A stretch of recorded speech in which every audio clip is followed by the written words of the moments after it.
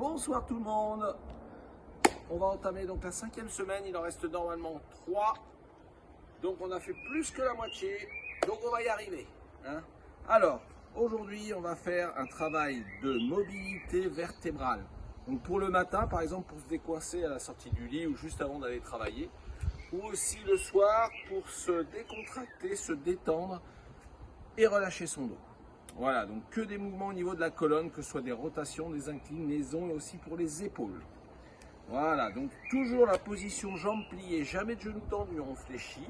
On évite de pousser les fessiers en arrière, au contraire, on ramène, on bascule sur le bassin, on serre les abdos et l'on ne bouge plus. Là, on est bien gainé, pas de mouvement. Là, on va inspirer. On inspire jusqu'en haut, on souffle. Voilà, on inspire. Et on souffle, on fait ça 3-4 fois, 5 fois, 6 fois, et ensuite on arrête en haut.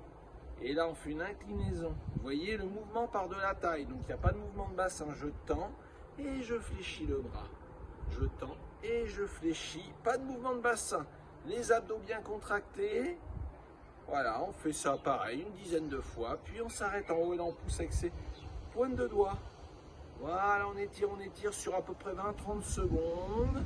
Et ensuite, on amène les mains au niveau des épaules. Et là, que d'un côté. 1, 2. Voilà, on en fait 3. Voilà, 3. Mais sinon, on peut aller jusqu'à 10 ou 15 comme ça. D'un côté, puis de l'autre. Soufflez, montez, inspirez, descendez le bras. Pareil, une quinzaine. Et ensuite, en alternant les deux côtés. Hop, tac. Vous voyez, le bassin ne bouge pas. Le mouvement part de la taille. Et j'alterne sur à peu près 15-20. Puis je ramène les mains au niveau des épaules. Et les coudes, on essaie de ne pas les avoir en avant. Sur le côté, en arrière. Et là, on descend un peu plus. Et on remonte. On descend. Et on remonte. Là, on réveille toujours la colonne. On fait sur 10 à peu près. D'un côté, vous avez compris. Puis on fait de l'autre côté, pareil, sur 10. Et ensuite, là, je vais tourner. Hop. La tête tourne pour l'instant d'un côté, de l'autre. Vous voyez, le bassin ne tourne pas par contre.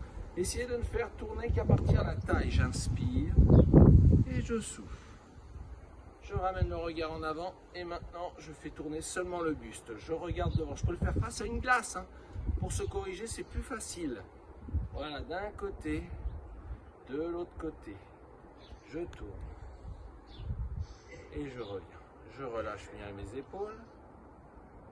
J'attrape les épaules, une main de chaque côté, les coudes, pas en bas, on les monte au niveau là, sous le menton, on tourne d'un côté, de l'autre. Voilà, on fait un essorage de la colonne vertébrale.